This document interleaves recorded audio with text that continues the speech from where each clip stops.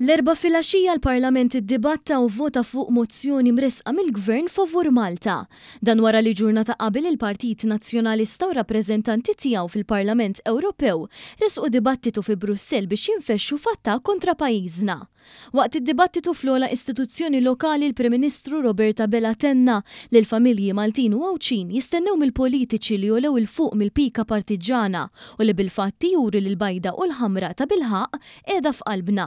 Dr. Bella staqsa kif wieħed jista' jiġħad lil pajjiżu, dan anke għax ma tara li l-ebda membru parlamentari ieħor minn pajjiżi oħrajn li jagħmlu dan. Tana li l-kisbiet kollha li jagħmel pajjiżna ewlenin fosthom l-ekonomija b'saħħitha jistgħu malajr jixxekklu meta mmorru barra minn Malta u nippruvaw inċekknu lil pajjiżna.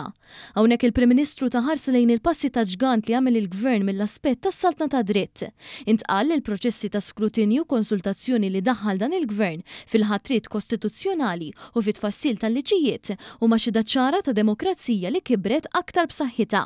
Brabta ma' dan il-Prim Ministru rimarka kif minn dak li ħareġ mir-rapport tal-Kummissjoni Venezja Malta rnexxilha takkwista il-Presidenza tal-Kunsill tal-Ewropa. Tant snin ilu kellna dak ir-rapport u wettaqnieh. U llum tant wettaqnieh b'suċċess li kburi ngħid illi llum għandna il-Presidenza tal-Kunsill tal-Ewropa. Pajjiżna llum huwa il-President tal-Kunsill tal-Ewropa.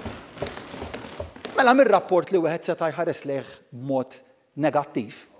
Illum għaliex ħarisna lejh pożittivament u lejn it-tajjeb li kien joħroġ minnu u adattajnieh għal ħtiġijiet ta' pajjiżna. Illum ingħatajna l-aqwa ċertifikat li stajna ningħataw il-fiduċja li mmexxu l-istituzzjoni għaliex il-Kummissjoni Venezja hija wkoll kumitat li jaqa' taħt il-Kunsill tal-Ewropa.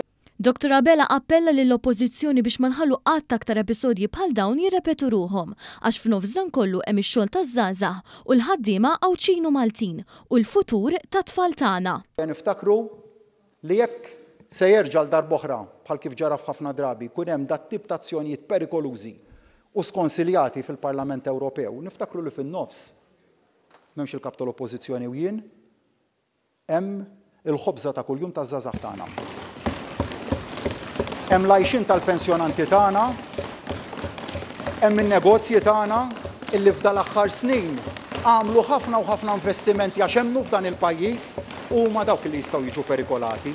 Fin-nofs hemm Malta, hemm pajjiżna li tant inħobbu, għalhekk ejja ninaqdu flimkien għax fl-għaqda hemm is-saħħa maqudin favur pajjiżna, favur il-futur ta' wliedna. Grazzi, Sur President. Sa dan it-tant waqt dan id-dibattitu tkellmu wkoll il-Ministru għall-Intern Bajrin Kamilleri, il-Ministru għall-Ġustizzja Jonathan Attart, il-Ministru għall-Kultura Owen Bonnici u l-Membri Parlamentari Ramona Attart u Elix Muscat.